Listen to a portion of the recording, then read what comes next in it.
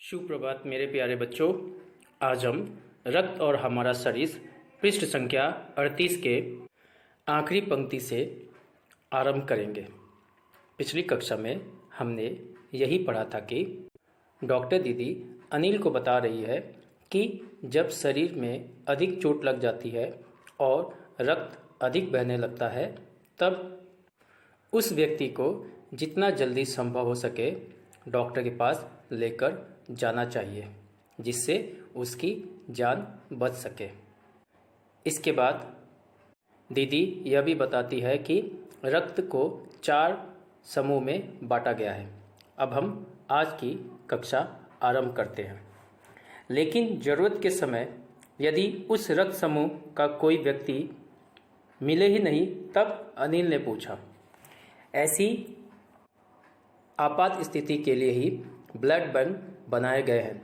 प्रायः हर बड़े अस्पताल में इस तरह के बैंक होते हैं जहां सभी प्रकार के रक्त समूहों का रक्त तैयार रखा जाता है, किंतु इन ब्लड बैंकों में रक्त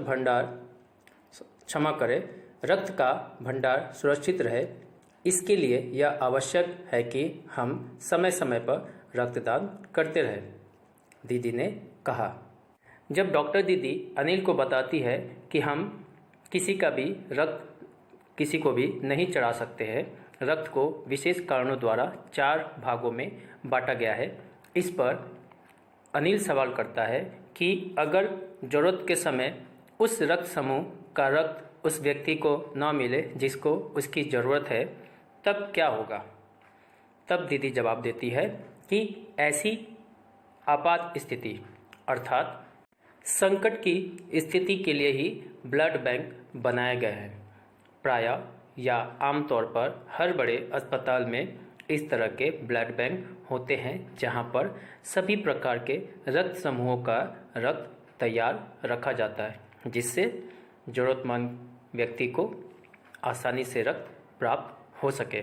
दीदी यह भी बताती है किंतु यह रक्त समूह या रक्त भंडार सुरक्षित रहे और बरकरार रहे, कभी ख़त्म ना हो। इसलिए यह आवश्यक भी है, ज़रूरी भी है कि हम समय समय पर इस रक्त भंडार में या ब्लड बैंक में आकर अपना रक्त दान करें, ताकि ज़रूरत के समय ज़रूरतमंद व्यक्ति को उसके रक्त समूह का रक्त आसानी से प्राप्त हो सके।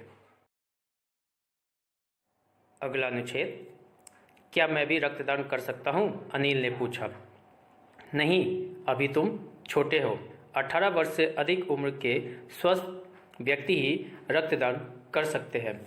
एक समय में उनसे लगभग 300 मिलीलीटर रक्त ही लिया जाता है। प्रायः यह समझा जाता है कि रक्तदान करने से कमजोरी हो जाएगी, किंतु यह विचार बिल्कुल निराधार है।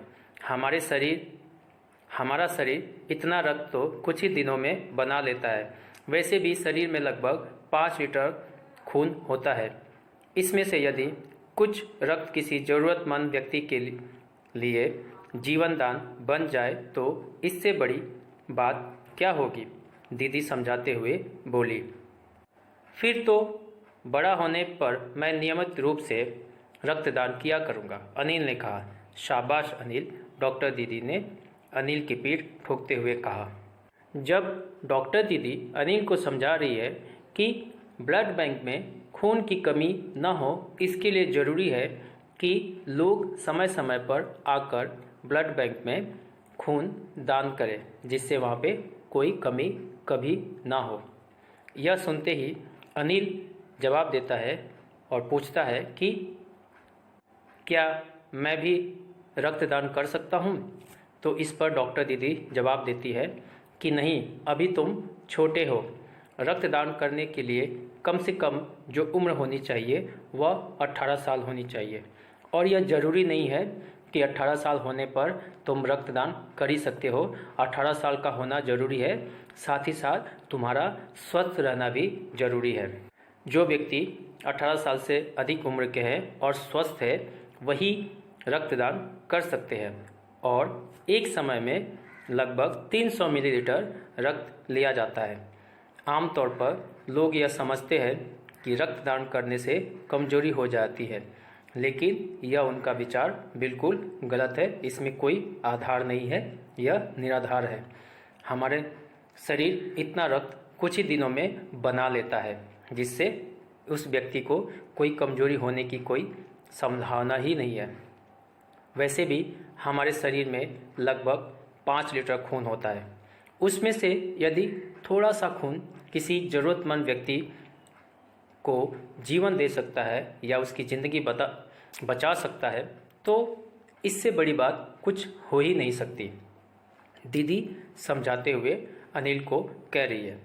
इस पर अनिल जवाब देता है, तब तो मैं जब बड़ा हो जाऊंगा तो नियमित रूप से रक्तदान किया करूंगा, बराबर रक्तदान किया करूंगा। इस पर डॉक्टर दीदी खुश हो जाती है और कहती है, शाबाश अनिल। अनिल का पीठ ठोकते हुए दीदी यह बात कहती है। मेरे प्यारे बच्चों, पाठ का समापन हुआ। कुछ भी दुविधा हो तो मुझसे संपर्क कर सकते हो। धन्यवाद। सबका दिन शुभ हो।